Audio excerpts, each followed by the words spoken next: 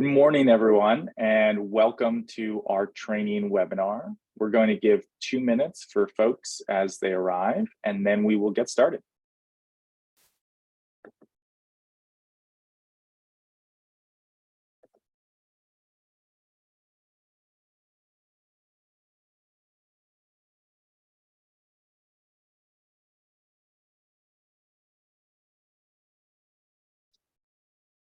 Good morning. As I said earlier, we are just letting a few more folks join, and then we will get started right away with the training.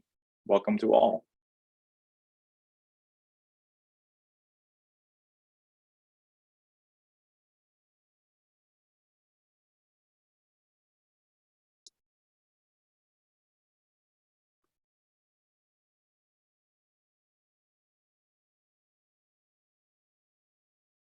Okay, let's get started. So welcome to everyone. This is the training for the Iowa Student First Act Education Savings Account. And this training is intended for accredited non-public schools. We are very excited to have everyone here. Before we start, I wanted to go over a quick few logistical points. The first thing is we will not be taking live feedback or questions. However, we do encourage everyone to ask questions in the Q&A feature at the bottom of your screen. Please note that this is distinct from the chat feature, which has been disabled. So for people who have questions, they should enter them into the Q&A. We will receive all of the questions, and all of them will be responded to within 48 hours and added to the Department of Education's Student First Act ESA website. So please feel free to ask questions at the beginning, throughout the process, and at the end. All questions will be taken over by us, reviewed, and then responded to. Finally, for those who have a preference for Spanish, there is an option at the bottom of your screen to turn on show captions. That would allow you to indicate that you'd like Spanish language captions, which will be provided live for you during this webinar. Those are all the logistical items, so let's get started. Agenda. Let's go over an overview of what we'll be covering over the next hour. So first, we're going to talk about what is an ESA. Second, we'll cover, in particular for Iowa, what is the Iowa Students First Act ESA eligibility criteria. After that, we'll take a look at the parent-guardian timeline for important dates and things that parents need to know. And then we'll take a look at an introduction to the parent-guardian application. So you'll actually be able to see what the parents will see during the application process. Next, we'll cover an overview of how Odyssey verifies eligibility for parents and guardians. And then we'll take a look at school registration overview. Finally, we'll wrap up by looking at non-public school dashboard student detail, and we'll cover the Odyssey support team and what's available for you. So first, what is an ESA? ESA is an acronym for Education Savings Account. An ESA holds funds for an eligible student until they are spent on eligible educational expenses. Each state that has its own ESA offers different rules and guidelines as determined by the law. Here in Iowa, we have the Iowa Student First Act ESA. And for the Iowa Student First Act ESA, funds must first be used to pay accredited non-public school tuition and fees. Only after that has happened can any remaining funds be used by the parent or guardian to pay for other eligible educational expenses. Iowa Student First Act ESA eligibility criteria. So we'll go over the criteria specifically for parents and guardians wanting to participate in the program. So there's a couple of criteria that everyone should be aware of. First, a student needs to be an Iowa resident. Also, the student needs to enroll in and attend an Iowa accredited non-public school for the 2023-2024 school year. If the student attended an Iowa accredited non-public school for this past year, 2022-2023, an income check will be required. That income check will look at what the household income is for that student.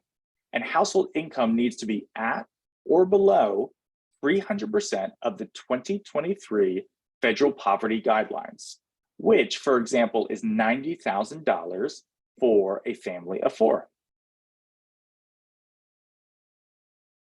Here's a timeline of important dates and events for parents and guardians. There's 4 major ones that everyone should be aware of. The first is the parent guardian application opening date, which opens on May 31. Next, the parent guardian application close date, which closes on June 30, 2023. After that, we have verification, which is done through an automated process and sometimes through a manual process. That process is ongoing, will start in May, continue through June, and go into July.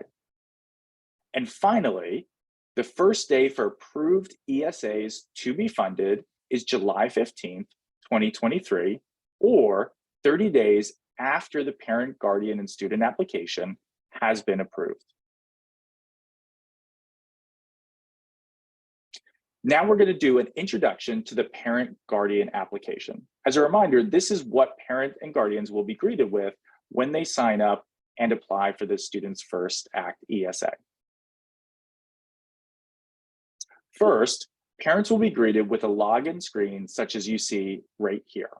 They'll be asked for information such as their email and password. We also ask them to agree to the following language below those text boxes. I'll read it out loud. By signing up, I understand that Odyssey needs to gather and share information about each child for which I seek an ESA and for each claim I make against that child's ESA. I give my consent to Odyssey to gather and share information necessary to implement my child's participation in the ESA program, including with the Iowa Department of Education and with the accredited non-public schools and providers serving my child. I understand my child will not be able to participate in the Student First Act ESA program if I refuse to grant my consent to Odyssey to gather and share necessary information. After we go through the login screen, the parent and guardian is then greeted with the actual application. Here we've divided it into a few different sections. The first section is parent guardian information. Here, we're asking parents and guardians to give us their contact information. The information they'll need to provide is their legal name, their email address, their phone number, and the preferred language. The default preferred language is English. We also offer the option of Spanish, which will help to make sure we're communicating in the right language with that parent or guardian. After the parent guardian information, we then ask for address information. This is information about the current residential address. Since we are verifying the 2022 Iowa state tax return, we do ask parents to indicate if that tax return lists a different address. They are then asked to check that box and then input what that other address is. Finally, we come to household information, which allows parents to add the students, which will then go over exactly information that parents need to have on hand for their student. This feature allows parent and guardians to add as many students as they want. Finally, there's an update and save feature, which allows families to come, input information, save, and come back to complete the application later if they want to. Student application. This is the section where parents and guardians will input information about the particular student that they are applying for. Here, we're requesting the following information: the student legal name, the student date of birth, the student address. Now for address, we do have it as a default that it is the same address as the parent or guardian filling out the application. If that is not the case, parents will uncheck the box and be greeted with an address input field where they can update the address to reflect that student's address. Finally, we ask for school information. This question is, did this student attend an Iowa accredited non-public school for the 2022-2023 school year? Parents have an option of saying yes by clicking the box or saying no by clicking that box. This is important for eligibility criteria. After that, we ask parents to enter their individual tax identification number or their social security number in order to verify eligibility for the program. So parents will be greeted with the screenshot that you see in front of you. At that time, parent and guardians will select their ID type and the parent identification number. As a reminder, that can either be social security or it can be an ITIN number. At the same time, we also allow parents to fill out parent-spouse ID type and parent identification number below the parent-guardian ID type. This information will be used by Odyssey and the state of Iowa to verify Iowa residency, and in those particular cases where it's needed, to verify income with the Department of Revenue.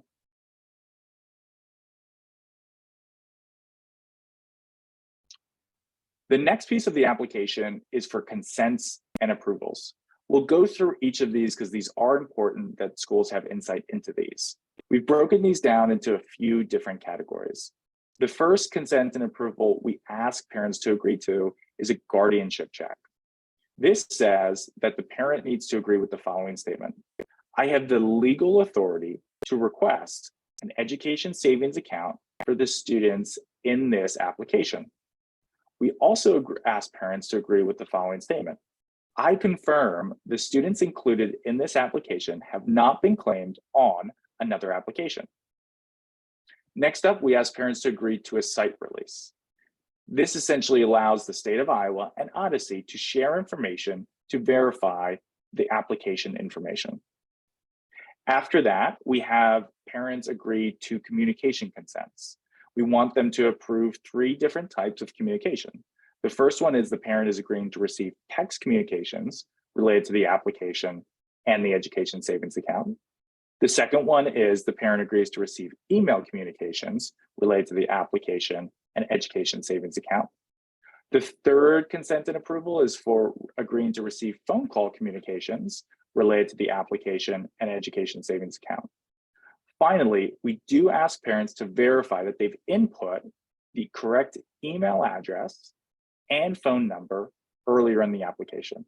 We really want to make sure that we have this correct information so that communication can happen easily and quickly between us and the parent and guardian. Finally, we're greeted with the last page of the application. This is the parent acknowledgement page. On this page, we're asking parents to review each of these individual statements and checking the box to affirm that the parent and guardian understands and agrees to them. At the bottom, we then ask parents to sign electronically that they've agreed with all of the parent acknowledgements above. And then finally, when they've completed all parts of the application, have completed all parts of the parent acknowledgement, signed it, they're then able to click Submit Application when it's completed. At this point, the application will have been successfully submitted. So now that the parent or guardian has submitted their application, what can they expect? Let's cover application statuses. So as I indicated earlier, the majority of applications will be approved through an automatic approval process. This process allows us to make approvals simple, straightforward, and easy for parents. So now we're going to cover a few different statuses that parents can expect to see once they've submitted an application. The first one we're going to cover is the submitted status. This is simply what it says, which means that a parent receives this when the application has been submitted. After that, they could receive an application status that reads approved. In this case, we've provided 2 different scenarios for when a parent would receive that. In scenario 1, the student attended a public school for this past year, 2022-2023. We were able to verify their residency through the 2022 Iowa State tax return. In that case, the parent guardian would receive the approved status for that particular student. In scenario 2, the student attended an Iowa accredited non-public school for this past school year, 2022-2023. We were able to verify the residency and income eligibility through the 2022 Iowa State tax return, and therefore the parent would receive an approved status for that particular student. Another status that parents may receive is ineligible. We've provided a scenario that shows when parents may receive that status. In this case, a student attended an Iowa accredited non-public school in 2022-2023. We were able to verify their residency through the 2022 Iowa State tax return. However, we were not able to verify that they met the income eligibility for the 2022 Iowa State tax return. Therefore, they would receive an ineligible status. Now, these statuses that we're about to cover apply to uncommon scenarios where additional documentation and manual review may be required. I do want to emphasize that the way the system is set up, the majority of parents will be able to be automatically approved. However, in some situations, Odyssey in the state of Iowa will need to request additional documentation. In those cases, parents will receive a status that says additional documentation required. We'll cover in a bit what types of documentation are eligible for that. However, at this stage, parents will be able to upload approved documentation to the Odyssey portal. An example that we give for this is listed below in scenario 1, in which a 2022 Iowa State tax return is not filed and is not on record with the Iowa Department of Revenue. In that case, we're unable to verify the income and we're unable to verify residency.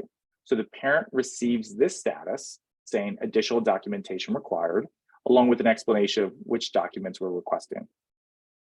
After the parent has successfully uploaded the documents, their status would then change to under manual review.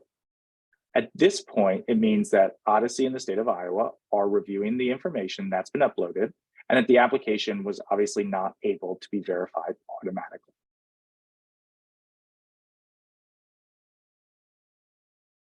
So, application status timing. Parents can expect to see updated responses within 30 minutes of submission. Income verification will only be run for households who attended an Iowa accredited non-public school in 2022-2023. We've given an example of a screenshot that parents will see after they've successfully submitted their application. You can see here in the screenshot that there are 3 students that this particular parent and guardian applied for. Right now, each has a status of submitted in the upper right-hand corner of the student application box. That status will change to reflect different statuses that parent and guardians receive for those students throughout the process. Application status approved.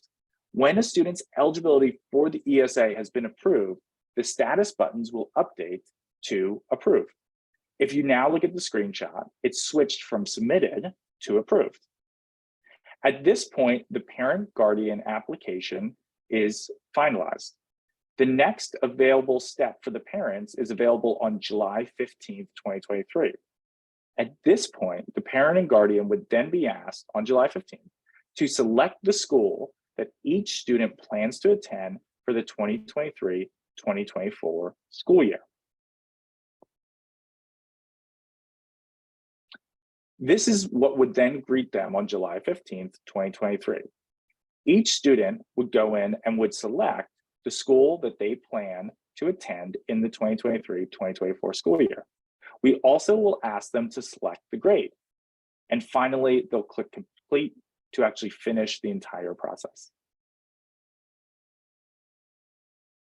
So let's cover what a manual review looks like. As I said earlier, the majority of applications are planned to be processed through the automatic approval system. In limited cases, we will need to undergo a manual review for parents. So the Odyssey platform at that stage will prompt the parent guardian to upload additional documents if we've been unable to confirm eligibility through the automated approval process. If you take a look at the screenshot, in the upper right-hand corner, there is a requires manual review status, which means we've been unable to verify through the automatic approval system and need to undergo manual review. Once the documents have been uploaded for the manual review, the Odyssey team will then review them. As you can see in the upper right-hand corner of student number 2 application, this is now under manual review.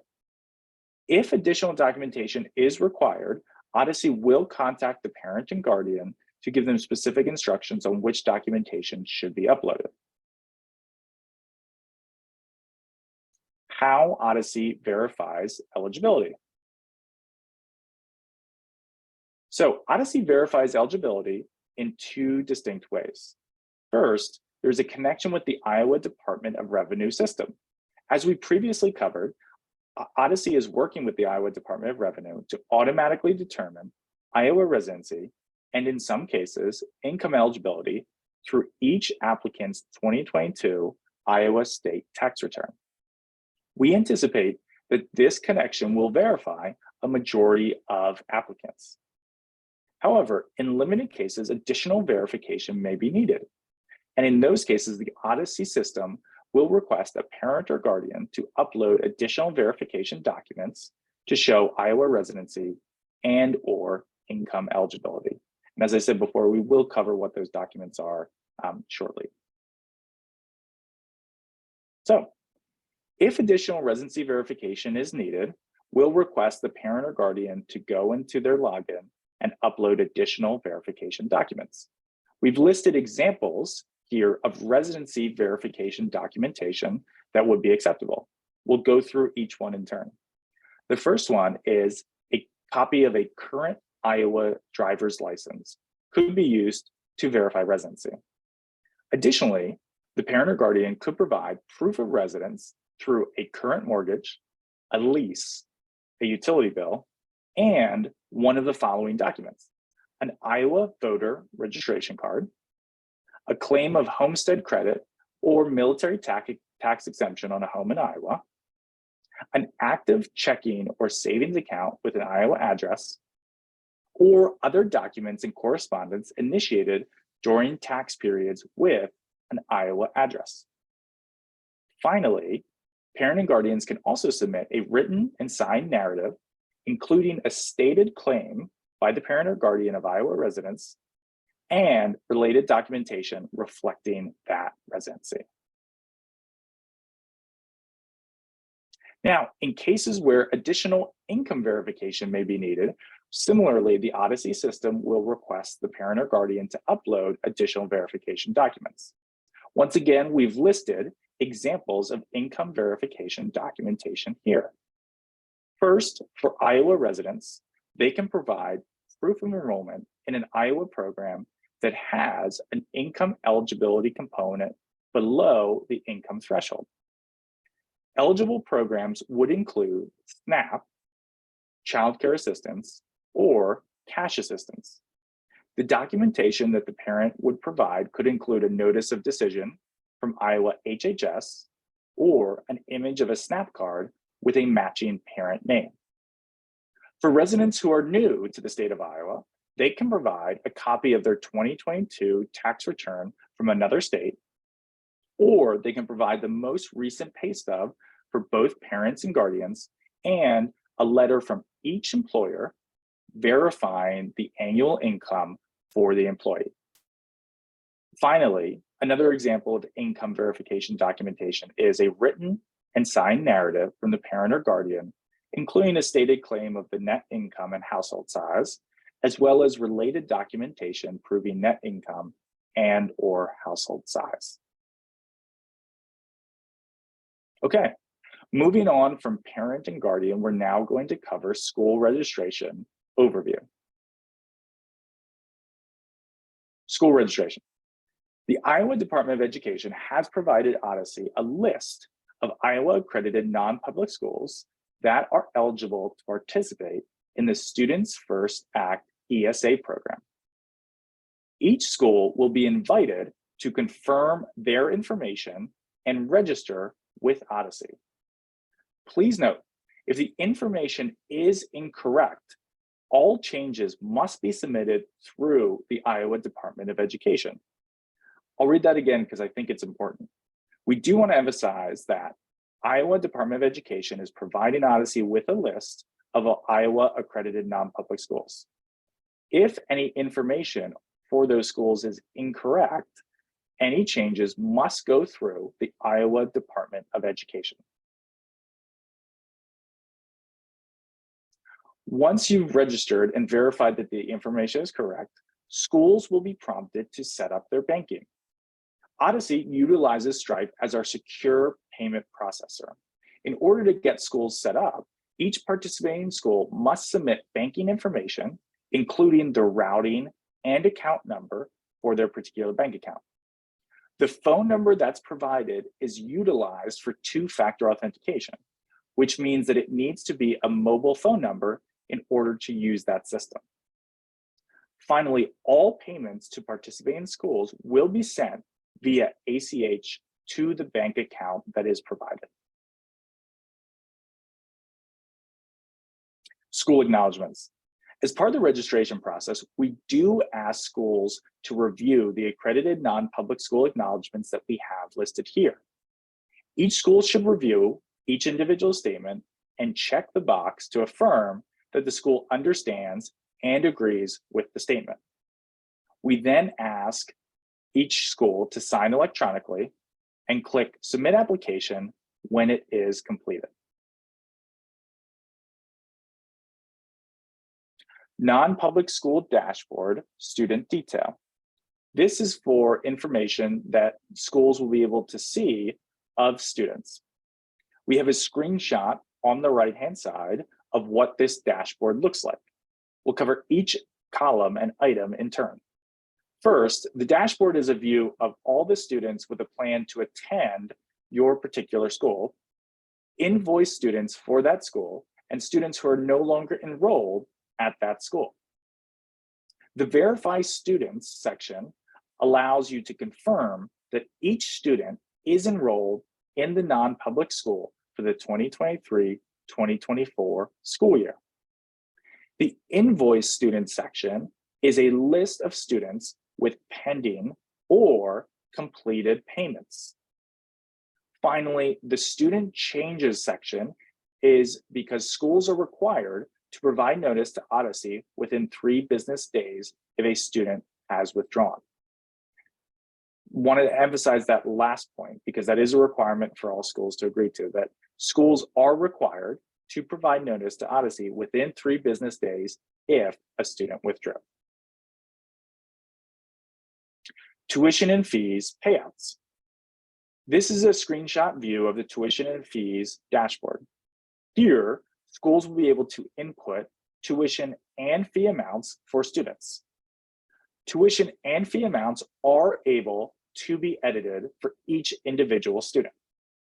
When the amount has been input, you can click Generate Invoice and an invoice will be generated. At this stage, the invoice will be submitted to the state to review and pay the and pay the tuition and fee amount. Tuition and fees schedule and payment. This section shows schools a view of which students have paid out money to the school and which students are still pending. So once the invoice from the state is approved, the funding gets sent to the school. As we previously indicated, all funds are sent directly to the bank account that is submitted as part of the school registration process. As you can see here, the tuition and fees dashboard will indicate which students are at which stage of the process.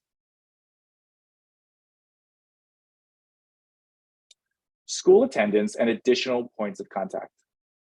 Schools are required to inform Odyssey if an invoice was submitted for a student who did not end up attending.